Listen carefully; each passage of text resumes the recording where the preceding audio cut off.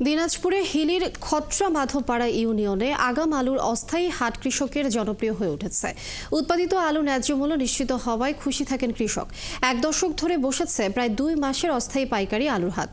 সরাসরি পাইকারের কাছে বিক্রি আর ইজারাদার না থাকায়, ইজারাদার না দিতে হওয়ায় কৃষকের লাভও বেশি। পাশাপাশি অস্থায়ী এই হাটে স্থানীয় বেকারদের কর্মসংস্থানেরও তৈরি হয়েছে। সামিউল ইসলামের আরিফের তথ্য ছবিতে প্রতিবেদন। মাঠে মাঠে আগাম জাতের আলু তুলতে ব্যস্ত কৃষক।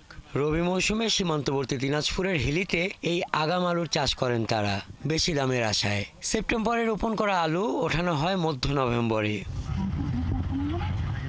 এই সময়টায় হিলির খট্টমাধবপাড়ায় আগাম আলু বিক্রির অস্থায়ী হাট বসে গত 1 দশক ধরে।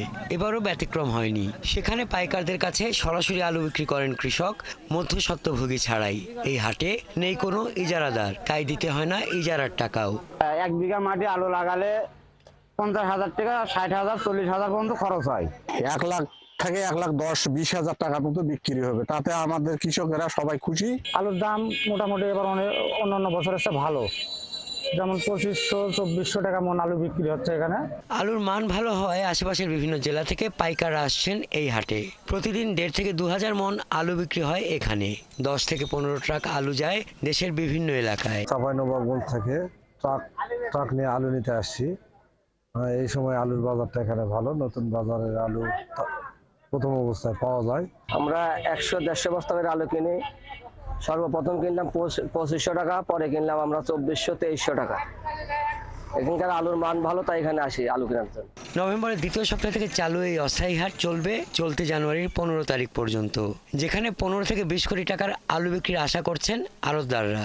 এই হাটটিতে মোটামুটি প্রত্যেক দিন প্রায় 3,000 থেকে 3,500 মন আলু বেচা বিক্রি হয়।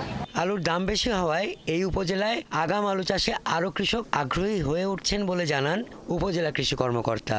আবহাওয়া অনুকূলে থাকায় আগাম আলুর ফলনটা অনেক ভালো হয়েছে। আর আমাদের কৃষি বিভাগের যে প্রচারণা এবং আমাদের প্রিন্ট এবং ইলেকট্রনিক মিডিয়ার যে প্রচারণাগুলো ছিল, তাতে আমাদের কৃষক ভাইরা আসলে উপকৃত হয়েছে। হাকিমপুর উপজেলা কৃষি অফিসের তথ্য অনুযায়ী এবার 1042 হেক্টর জমিতে আলু চাষ হয়েছে। এর মধ্যে আগাম আলু চাষ হয়েছে কেবলমাত্র খট্টমাধবপাড়া ইউনিয়নের 150 হেক্টর জমিতে। হাসান আহমেদ, 71।